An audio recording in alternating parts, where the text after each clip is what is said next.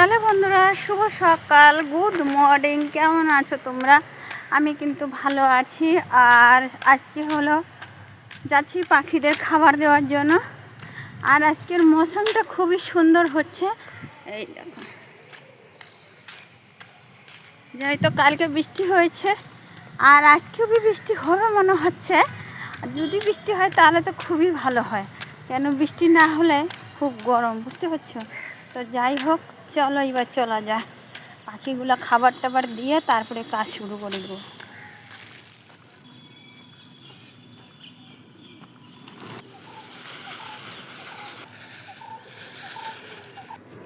তো বন্ধুরা, শুভ সকাল। আর তোমরা কি করছো বলো? এইটাই হলো মানুষের জীবনের ইতিহাস। মানুষ জন্ম নিয়ে যদি আমরা ভালোই কাজ না করতে পারি তাহলে কি লাভ আছে এই মানুষ জন্ম নিয়ে? আর আজকালকার ডেটে দেখবে কালযুগ, যারা ভালো কাজ করবে তাদের সম্মান পাওয়া যায় খুব কম, কিন্তু হ্যাঁ, পাওয়া যায়, এমন যে না পাওয়া যাবে না বন্ধুরা, নিশ্চয়ই পাওয়া যাবে একদিন না একদিন। তো যাই হোক, কারণ ফলের আশা কোনো দিনও করবে না, ফলের আশাটা করাই ভালো না। কারণ ভগবান পাঠিয়েছে কর্ম করার জন্য, কর্ম করো, কর্মটাই মেন, বাকি যে দেওয়া সে সব ঠাকুরেই দেয়, বুঝতে পেরেছ?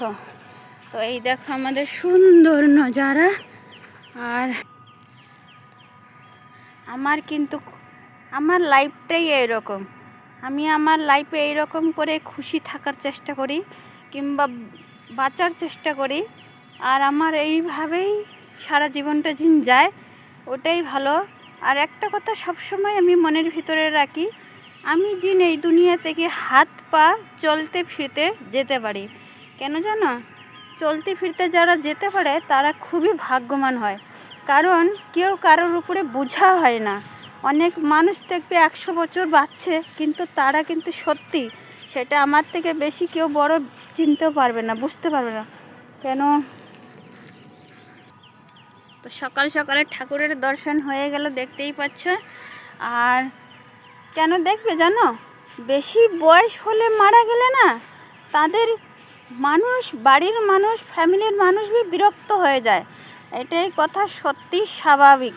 সেজন্য আমি ঠাকুরকে এই বয়স থেকেই বলি, কারণ আমি নিজে হাতে অনেক কিছু দেখেছি। আর যাজ্ঞা বন্ধুরা, আমার গোষ্ঠীতে কেউ বেশি বয়স হয়ে মারা যায় নাই, কিংবা আমার শ্বশুর বাড়ি কিংবা আমার বাবার বাড়ি সবাই খুব অল্প বয়সেই চলে যায়, বুঝতে পেরেছ? তাতে আমি জানি আমরাও অত বেশি